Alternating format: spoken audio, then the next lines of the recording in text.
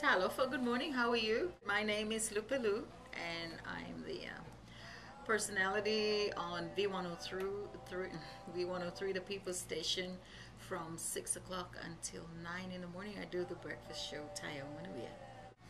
Oh, that, honestly, I don't want to remember it, but I was here. It was, it's something we don't usually wake up to, every day. But as it happened, Joey Cummings and I were on 93 KHJ that morning when the earthquake first started to shake, and we thought, oh yeah, well, could be just a little one because we're used to those small tremors. But it just continued on and on and on before we realized that it was quite a big one, and that's when we realized that we need to stop all our normal programming and start to warn our folks on island. And it was frightening, but because we go into a mode that you forget about yourself and all you have, and then we have to be concerned about everybody else listening to you out there. So we did. We kicked into the warning mode. Before anything else happened, we did that anyway.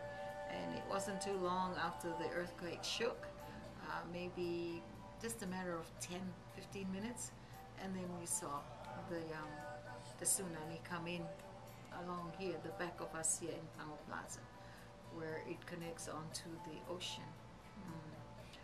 And it was very frightening, but you don't think about yourself at the particular time.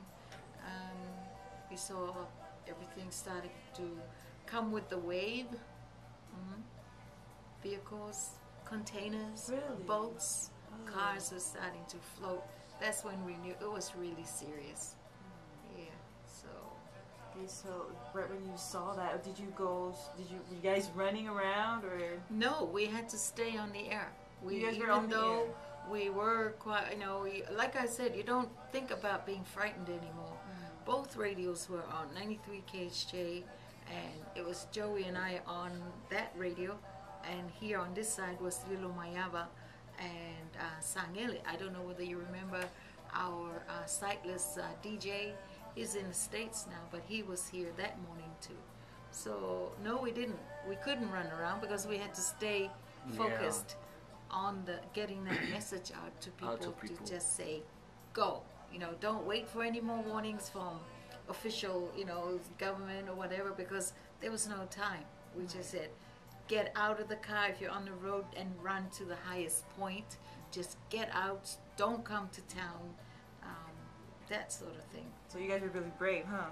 Well, I don't know about being brave, but we didn't think about ourselves. Right. You guys did a really good job. Right. Thank you. Yes. And I think we were able to tell quite a lot of people about it, and from what we heard afterwards, it was through the radio that a lot of people heard, Yeah. and they. You guys saved a lot of people's life. Well, I certainly I'm so hope glad so. too.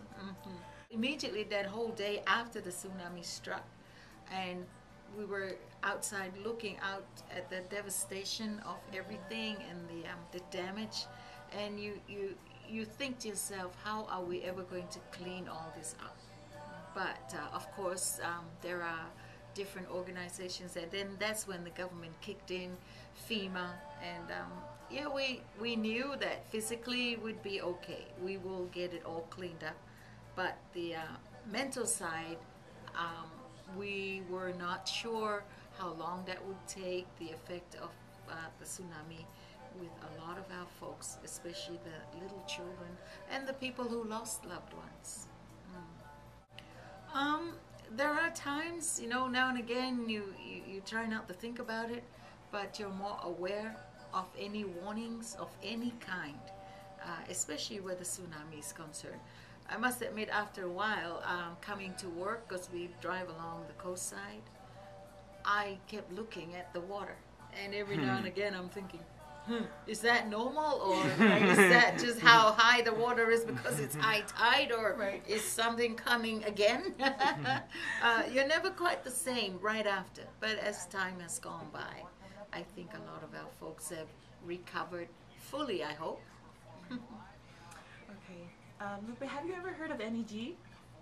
Yes, I have. I think isn't that the program that helps a lot of our folks get a job and try to help the families of people who are not experienced on other kinds of jobs, but they're taught.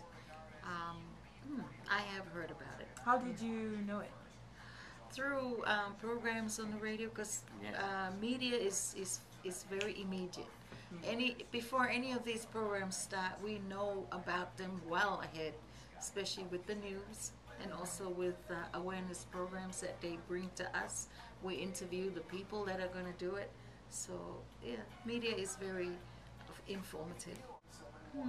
I think a lot of moms, stay-home mothers, who've been trying to get a job, a permanent job for a long, long time. I do know quite a few of them who were in the program and they've been taught things that they didn't know before, and now they can use it for the future to look for another job, maybe a permanent job. Okay. Last question, Lupe. What do you most wish for American Samoa? Good health. Good health. And The- good roads.